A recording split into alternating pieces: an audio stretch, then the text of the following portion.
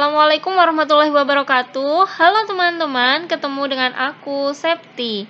Kali ini kita akan membahas tentang kisi-kisi, silabus, prinsip pembelajaran, dan jenis data, yaitu ada data ordinal, nominal, interval, dan rasio. Soal nomor 1. Perhatikan langkah-langkah berikut ini. 1. Menentukan bentuk tes dan jumlah soal. 2. Menentukan materi esensial yang representatif.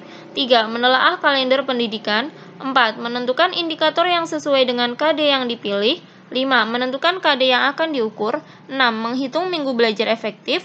7. Memvalidasi butir soal. Langkah-langkah penyusunan kisi-kisi adalah titik-titik. Nah, jadi kalau langkah-langkah penyusunan kisi-kisi itu membuat daftar KD yang akan diuji. Jadi intinya tuh kita ngelis KD-nya, terus menentukan materi, menentukan indikator, dan menentukan bentuk dan jumlah butir soal. Nah, berarti yang mana nih teman-teman? Pertama kan kita menentukan KD, ya kan? Berarti nomor 5 tuh, semuanya nomor 5 kecuali ini. Jadi yang E udah jelas salah. Nah, selanjutnya kalau udah ada KD-nya, kita menentukan materinya. Nah, menentukan materi itu yang ini tadi yang nomor 1, ini nomor 2 gitu ya. Jadi 2, semuanya 2, 5, 2. Selanjutnya, kalau udah ada materinya, kita tinggal menentukan indikator. Berarti kan yang nomor 4 nih. Nah, ini. Terus habis itu 4, berarti ini salah. Ini salah. Nah, selanjutnya apa nih? Menentukan bentuk dan jumlah soal. Jadi yang ini nih nomor 1. Jawabannya itu berarti yang A. Jadi kalau yang memvalidasi butir soal itu tidak termasuk dalam langkah-langkah menyusun kisi-kisi. Jadi kalau validasi butir soal ya udah langkah membuat soalnya gitu loh teman-teman. Jadi nggak masuk ke penyusunan kisi-kisi. Jadi jawabannya itu yang A. 5, 2, 4, 1. Soal nomor 2, komponen kisi-kisi soal adalah titik-titik. Nah, kita lihat dulu kalau dalam kisi-kisi yang jelas pasti ada identitas. Nah, selanjutnya ada KD, materi, indikator, level kognitif, nomor soal, dan bentuk soal. Nah, kalau yang A itu apanya ya yang salah ini kompetensi inti kan. Kalau yang B, identitas, KD, materi, level kognitif, bentuk soal, nomor soal, ada yang kurang nih, indikator ya, belum ada. Kalau yang C, identitas, KD, materi, indikator, level kognitif, bentuk soal, nomor soal, nah jawabannya itu yang C. Kalau yang D itu KI-nya, ini KI juga. Nah, jadi ingat ya teman-teman, kalau komponennya ya tadi ini, KD, materi, indikator, level kognitif, nomor soal, dan bentuk soal. Soal nomor 3, fungsi kisi-kisi adalah titik-titik. A. Mempermudah dalam mengukur kemampuan pengetahuan, keterampilan, dan sikap. Ini enggak ya teman-teman. Jadi kalau ini kan penilaian itu gitu ya. Apa sih penilaian pengetahuan, keterampilan, dan sikap. Kalau yang B, mempermudah mengukur kemampuan siswa dengan kecakapan berpikir tingkat rendah hingga tinggi. Itu juga enggak teman-teman. Kalau yang C, pedoman dalam penulisan soal agar sesuai dengan tujuan penilaian. Nah, ini jawabannya teman-teman. Jadi, kalau kisi-kisi itu intinya untuk pedoman penulisan soal. Kalau yang D, mengefektifkan proses pembelajaran agar sesuai dengan yang direncanakan. Ini juga enggak, karena ini adalah fungsinya RPP. Kalau yang E, pedoman dalam penyusunan buku siswa, ini jelas enggak. Jadi jawabannya itu yang C. Fungsi kisi-kisi adalah pedoman dalam penulisan soal. Soal nomor 4. Perhatikan pernyataan-pernyataan berikut ini. 1. Kompetensi guru. 2. Perhatian dan motivasi. 3. Keaktifan. 4. Ilmiah. 5. Keterlibatan langsung. 6. Tantangan. 7. Aktual dan kontekstual. 8. Pengulangan. 9. Perbedaan individual. Yang termasuk prinsip pembelajaran adalah titik-titik. Nah, teman-teman, prinsip pembelajaran itu ada beberapa ya. Ada perhatian dan motivasi, keaktifan, keterlibatan langsung, tantangan, pengulangan, dan perbedaan individual. Nah, kita cek. Kalau yang nomor 1, kompetensi guru itu enggak, jadi yang ada nomor 1-nya salah. Terus yang enggak ada lagi, yang ilmiah enggak ada ya, jadi yang ada nomor 4-nya itu salah. Nah, selanjutnya keterlibatan iya, tantangan iya, aktual kontekstual itu enggak. Jadi yang ada nomor 7-nya itu salah. Jadi jawabannya itu yang D. 2, 3, 5, 6, 8, dan 9. Ingat teman-teman, prinsip pembelajaran ada 6 ini.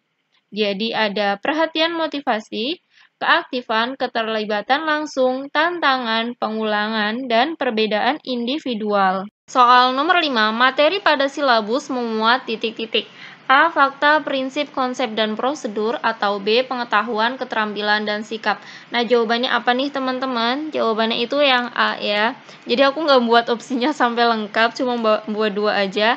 Nah, kalau yang pengetahuan, keterampilan, dan sikap itu ada di penilaian pada silabus gitu ya. Jadi kalau penilaian itu mencakup penilaian pengetahuan, keterampilan, dan sikap. Tapi kalau materinya itu memuat fakta, prinsip, konsep, dan prosedur. Nah, teman-teman, aku bakal bahas tentang jenis-jenis data. Yang pertama ada data nominal. Nah, yaitu hanya sebagai simbol, datanya setara dan tidak dapat dijumlah, dikurang, dikali, dan dibagi. Contohnya tuh kayak gini, misalnya laki-laki itu disimbolkan dengan angka 1, perempuan angka 2. Jadi tuh ya angka 1 dan 2 itu setara gitu loh, kayak cuma untuk bedain aja. Jadi nggak ada nilainya gitu, nggak ada nilainya. Misalnya kota Bandung itu disimbolkan dengan A, Semarang B, Surabaya C. Nah, itu namanya data nominal. Selanjutnya ada data ordinal. Data itu tidak setara, menunjukkan urutan, tidak dapat dikali, tambah, kurang, kayak gitulah pokoknya. Nah, contohnya tuh kayak gini. Misalnya SD itu disimbolkan dengan 1, SMP itu 2, SMA 3, sarjana 4. Nah, jadi tuh kita tahu gitu loh, yang paling tinggi tuh sarjana, yang paling rendah tuh SD, kayak gitu. Jadi ini menunjukkan kayak urutan gitu loh. Jadi udah jelas, oh ya udah yang angka 4 berarti yang paling tinggi gitu. Misalnya Juno peringkat 1, Ceres peringkat 2, Jupiter peringkat 3. Nah, ini tuh angka 1, 2, 3-nya tuh menunjukkan kedudukan gitulah. Oh ya itu berarti Juno tuh yang peringkat 1, yang paling tinggi tuh nilainya gitu kan. Selanjutnya itu data interval. Data interval itu jarak antar datanya sama. Contohnya tuh misalnya kayak di matematika itulah, pokoknya ya interval gitu loh.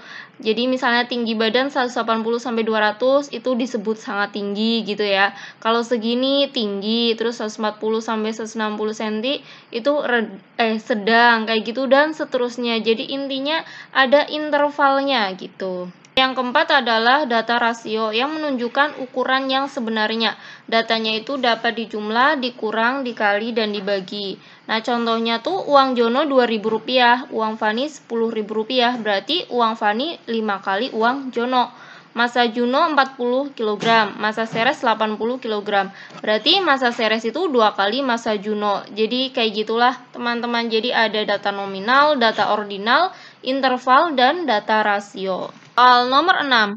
Berdasarkan nilai dari semua mapel, jumlah nilai Jojo 1020, Kalista 1050, dan Ami 1100. Bu Eli mengurutkan nilai tersebut dari yang paling tinggi sampai ke paling rendah untuk membuat peringkat. Ami menduduki peringkat 1, Kalista peringkat 2, dan Jojo peringkat 3. Peringkat merupakan data titik-titik. Nah, udah jelas ya teman-teman kalau peringkat, juara, itu masuknya ke ordinal. Jadi, ada urutannya, tinggi rendahnya, tapi nggak bisa dilakukan perkalian, pembagian, pengurangan, dan penjumlahan. Tidak bisa dilakukan seperti itulah. Jadi intinya tuh ada urutannya tapi nggak bisa dihitung gitu ya. Jadi maksudnya tuh kayak misal peringkat 2 tambah peringkat 1 gitu ya, itu sama dengan peringkat 3. Kan enggak ya teman-teman, masa sih Ami tambah Kalista jadinya Jojo gitu kan? Kan enggak, jadi itu masuknya ke